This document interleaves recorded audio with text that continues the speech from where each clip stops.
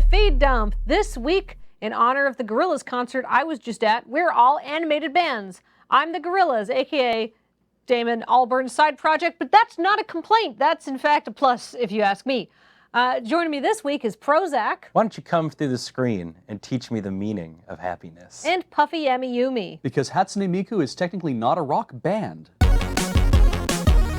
A suspected dark web drug kingpin was arrested on his way to a beard-growing competition in Austin, Texas. I'm glad that our crime lords are sort of coming back to the real good crime lords, which were pirates, with their big bushy beards and their mighty eye patches. They call it the dark web because the eye patches make it so dark. Yeah, I actually have no idea what the dark web is. That's okay, Ben. I mean, I know what the dark web is, but maybe Kathleen can explain it to you and me. I would love to explain that to you, Ben, and to you, Beej, and certainly not all our viewers at home who totally know what the dark web is. The dark web is simply the internet, but not the internet that you can just go onto. It's a series of encrypted networks that you can only access through a Tor browser. That's in comparison to the deep web, which is just parts of the regular internet that aren't accessed by search engines like forums and sites behind paywalls and stuff like that.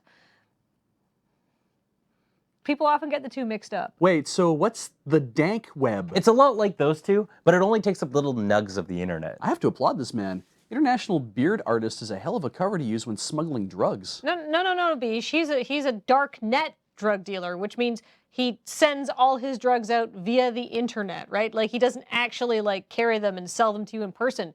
He was just going to the beard growing contest because he had a rad beard. Ooh, well, then how do I download a drugs? You wouldn't download a car, so you wouldn't download a drugs. I actually have no idea how you downloaded drugs. I mean, you get Tor, and you put it on your computer, and then you get flagged on an FBI watch list because you put Tor on your computer, and then presumably drugs appear? If you know how to get drugs online, don't tell me. Keep it to yourself. And what better way to keep it to yourself than putting it in the YouTube comments down below? Nobody reads those. A Dutch man was arrested last week after a police officer saw him driving around in a car with an I love ketamine bumper sticker. When he pulled him over to see what was up, he in fact did love ketamine and had a bunch of it in his car. And 300 ecstasy pills.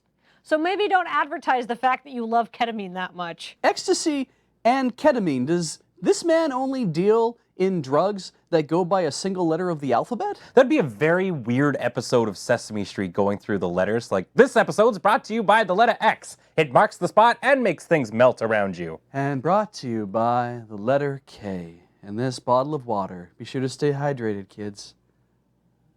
Good advice, Beej. A bear! You okay, man? Fine, now. I was tripping balls until I saw that bear. Wow, okay, I don't know why we had to bring my sexual preference into this. Also, what possesses someone to drive around in a car that's a rave emergency kit? Was deep trance gonna break out any second? I mean, that would be way better than, like, glitch hop breaking out. I don't want to see people phasing through walls.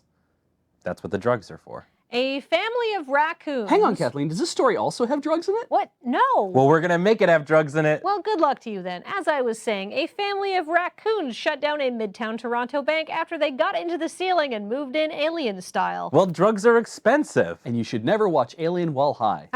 Not so easy is it to make this story about drugs because it's just about adorable raccoons who are in the roof and being all cute and peeking out and probably leaving disease-laden feces everywhere. But it's so cute.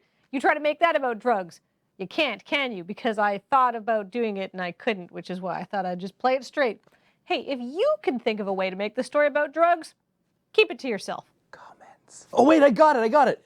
If an adorable raccoon bites you while you're in the bank, you'll contract a terrible infectious disease that will require treatment from drugs.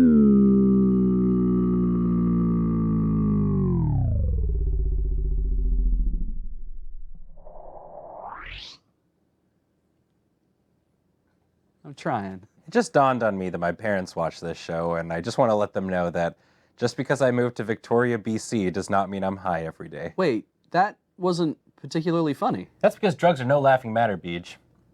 They kill. And they put 2 people away in jail. This episode. Ben, did you want to read that again? You kind of mumbled that last line. That's because I'm really high. Anything about the raccoons, guys? Yeah, how come Bert was the only one in that show show that had a sweater? Nobody liked that show.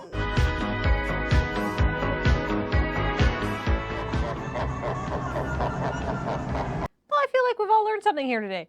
Drugs are bad, the raccoons were bad. And if you can think of anything else you learned, keep it to yourself, don't tell me.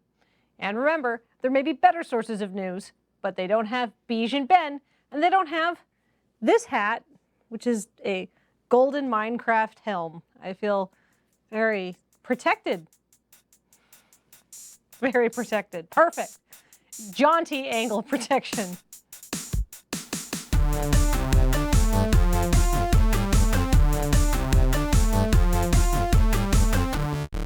Gertinenberg. Too much K. Fuck, there's a pun in here.